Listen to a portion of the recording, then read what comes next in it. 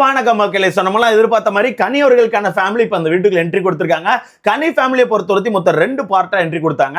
First ஸ்டார்டிங்ல பாட்டை போட்டு மெயின் கேட்ல ஓபன் பண்ணி காமிக்கும் போது கனி அவர்களுக்கான 2 பொண்ணுங்களை மட்டும் தான் காமிச்சாங்க.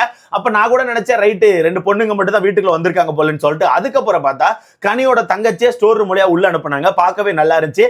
ஆனா கனிக்கான தங்கச்சியை பார்த்து வீட்டுக்குள்ள ஒரு சில பேர் கொஞ்சம் பயந்த மாதிரியும், ஒரு சில பேர் ரொம்பவே ஓவர்டு பண்ண மாதிரி எனக்கு ஃபீல் ஆச்சு. என்னென்ன விஷயம் அப்படிங்கறது மொத்தமா பார்த்துடலாம். அது மட்டும் இல்லாம இன்னைக்கு கனிக்கு கொடுக்கப்பட்ட டாஸ்க் அப்படிங்கிறது எனக்கு தெரிஞ்சு கொஞ்சம் கஷ்டமான டாஸ்க் மாதிரி தோணுச்சு.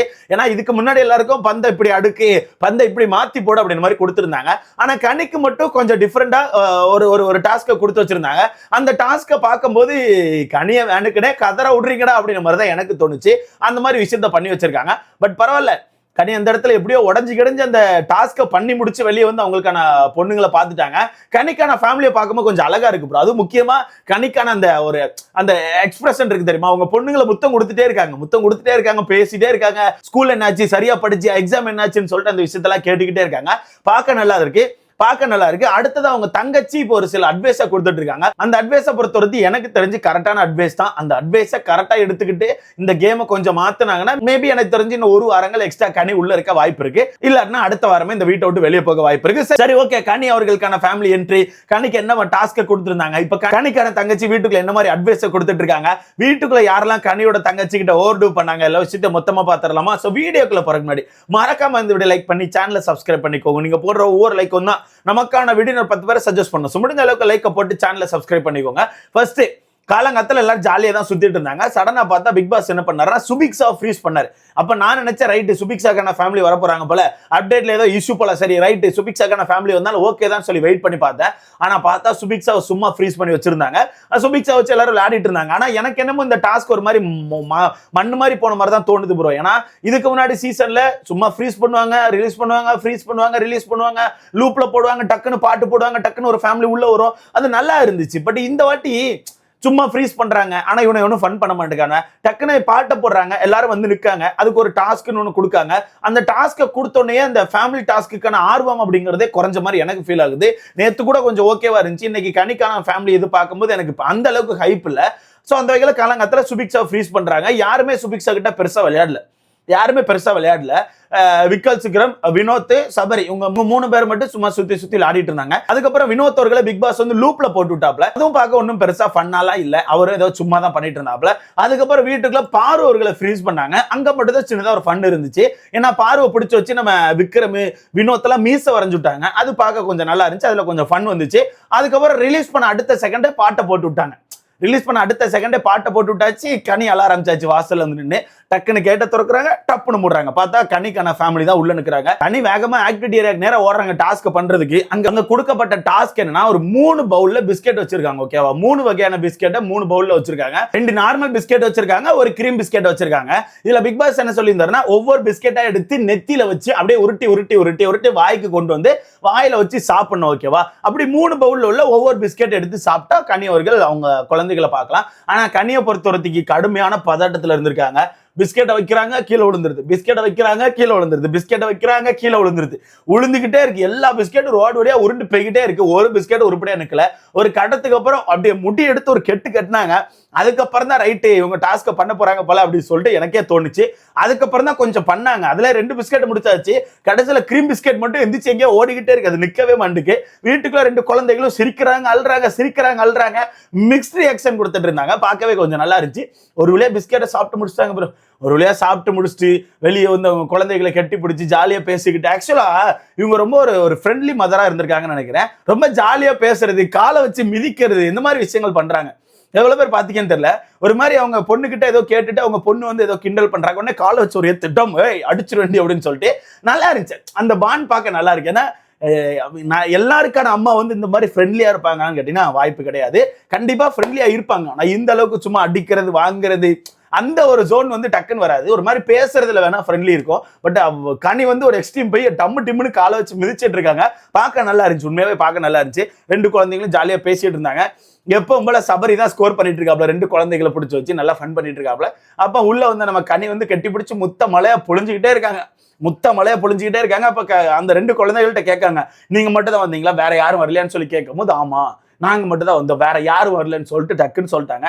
அது கனிக்கு வந்து ஒரு மாதிரி ஆயிடுச்சு. ஐயோ வேற யாரும் வரலையா, நீங்க 2 பேர் தான் வந்தீங்களான்னு சொல்லிட்டு உட்கார்ந்து அழுதுட்டு இருக்காங்க. அந்த கேப்ல தான் விஜய் அவர்களை ஸ்டோர் ரூம் வழியா உள்ள அனுப்புறாங்க. அதான் நம்ம கனி அவர்களுக்கான தங்கச்சியை ஸ்டோர் ரூம் வழியா உள்ள அனுப்புறாங்க. உள்ள வந்தோன்னு எல்லாருக்கும் சமசிரிப்பு அப்படி சொல்லி பார்த்துட்டு இருக்காங்க. நேரா போய் கனியை பாக்குறாங்க. கனி கட்டி பிடிச்சு பயங்கரமான அழுக.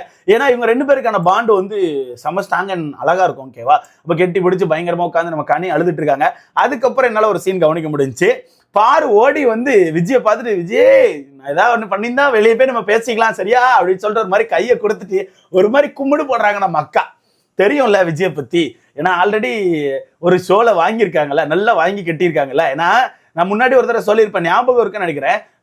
ஸ்டார்டிங்ல வந்து கனி மேல ஏன் பாரு இவ்வளவு வன்மத்தை கொட்டுறாங்கன்னா, ஒருவேளை இதுக்கு முன்னாடி இந்த சர்வைவர்னு ஒரு ஷோல விஜயும் விஜய் பாரும் ஒரே இதுல இருந்தாங்க போல. அதுல விஜய் அவர்கள் தான் அந்த சீசனோட டைட்டில் வின்னர்னு கேள்விப்பட்டேன். அந்த சீசன்ல வந்து விஜய்க்கும் பாருக்கும் பயங்கரமா சண்டை வரும் போல, பயங்கரமா அடிச்சுக்கிட்டாங்க போல.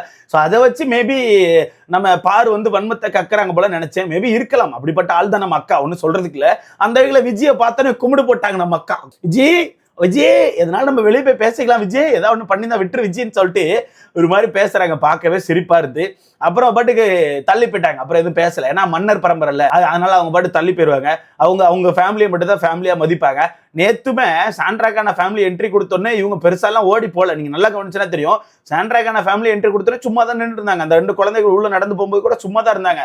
அந்த குழந்தைகள் வந்து டக்குன்னு பாரு அப்படி சொல்லி கூட்டி இது பண்ணதுக்கு அப்புறம் தான் பாரு உள்ள போனாங்க.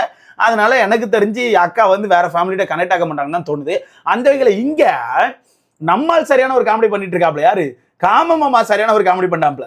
விஜய்க்கு வந்து சாப்பாடு வேணுமா, இந்த சாப்பாடு சாப்பிடுறீங்களான்னு சொல்லி சாப்பாடு ஊட்டி விட்டுட்டு இருந்தாரு. 2-3 தடவை போயிட்டு இந்தாங்க சாப்பிடுங்க, இந்தாங்க சாப்பிடுங்க ஊட்டி விட்டுட்டு இருந்தாரு. அதை பாரு வந்து சரியா கவனிக்கல, என்ன இளவுன்னு தெரியல, அது பாடு விட்டாச்சு. அதுக்கப்புறம் கொஞ்ச நேரம் கழிச்சு டான்ஸ் எல்லாம் ஆடுறாரு பிடிச்சு வச்சு. வாங்க டான்ஸ் ஆடலாம் வாங்க அப்படின்னு சொல்லி டான்ஸ் எல்லாம் ஆடிட்டு இருக்காரு. அவர் நல்லா ஃபன் பண்றாரு ப்ரோ, அவர் நல்லா ஃபன் பண்றாரு. ஒரு சைடு நம்ம சபரியை பொறுத்தவரைக்கும் 2 அந்த பொண்ணுங்களை பிடிச்சி வச்சு ஃபன் பண்ணிட்டு இருக்காப்ல, வாங்க டான்ஸ் ஆடலான்னு சொல்லிட்டு. இவரு பார்த்தா விஜய் பிடிச்சி வச்சு பாட்டு பாடி டான்ஸ் ஆடிட்டு இருக்காப்ல. நல்லா இருந்துச்சு. இதுல விஜய் அவர்கள் கண்ணிக்கு கொடுத்த அட்வைஸ் என்னன்னா, ஓகே இந்த வீட்டுக்குள்ள கண்டிப்பா நமக்கு பாண்ட்ஸ் அப்படிங்கிறது கிரியேட் ஆகும், பாண்ட்ஸ் கண்டிப்பா ஒரு கடத்துல தேவைப்படும், அதெல்லாம் எனக்கு ஓகே தான். ஆனா நீ அதை மட்டுமே பண்ற, உனக்கான கேம் அதுவா மட்டும்தான் இருக்கு, நீ வேற எதுவுமே பண்ணல, நீ 1 hour எபிசோட்ல வரவே இல்லை. ரொம்ப அழகான அட்வைஸ் கொடுத்தாங்க. 1 hour எபிசோட்ல வரவே இல்லை. அது எப்படி சொல்லலாம்னா, நீ வந்து ஒரு பாண்ட்ஸ் கிரியேட் பண்ணி வச்சிருக்க, அந்த பாண்ட் கூட உட்காந்து பேசுறது தப்பு கிடையாது. ஆனா நான் ஒரு 2 மணி நேரம் கழிச்சு வந்து அந்த ஷோவை பார்க்கும்போது திரும்பி நீ அந்த 2 பேர் கூட உட்காந்து தான் பேசிட்டு இருக்க. ஸோ நீ வந்து அவங்க கூட மட்டுமே செட்டில் ஆயிட்ட, அந்த கேமுக்குள்ளே போல. அந்த கேமுக்குள்ள போகணும், ஒரு சண்டை நடந்து அங்கே போய் பேசணும், இல்லை நம்மளே ஒரு சண்டையை உண்டு பண்ணணும், ஏதாவது ஒன்று பண்ணணும்ல. நீ எதையுமே பண்ண மாட்டுக்க, அது வந்து சரி கிடையாது. ஸோ இன்னும் 3 வாரம் இருக்கு. 3 வாரம் உனக்கான அந்த பாண்ட்ஸ் எல்லாமே ஒதுக்கி சைடில் வச்சுட்டு இந்த கேம் ஆடு அப்படின்னு, இந்த கேம் ஆடுன்னு சொல்லிட்டு விஜய் அவர்கள் அட்வைஸ் கொடுக்குறாங்க. இதுல நம்ம கனி வந்து என்ன சொல்றாங்கன்னா, இல்ல நான் அப்படித்தானே, எனக்கு அது எப்படி என்ன பண்ணேன்னு தெரில, நானா தான் இருக்கேன்னு சொல்லி கனி சொல்றாங்க.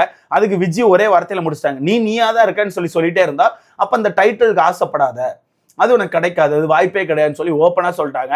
எனக்கு தெரிஞ்சு நீ அவங்க முக்குனாலும் முணங்குனாலும் டைட்டில் கிடைக்காது ப்ரோ, அது அவ்வளவுதான். டைட்டில்லாம் ஃபிக்ஸ் ஆயாச்சு, மக்கள் வந்து ஒரு முடிவு பண்ணியாச்சு, இவங்களுக்கு தான் சொல்லிட்டு ஓட்டுக்களை போட்டு முடிவு பண்ணி வச்சிட்டாங்க.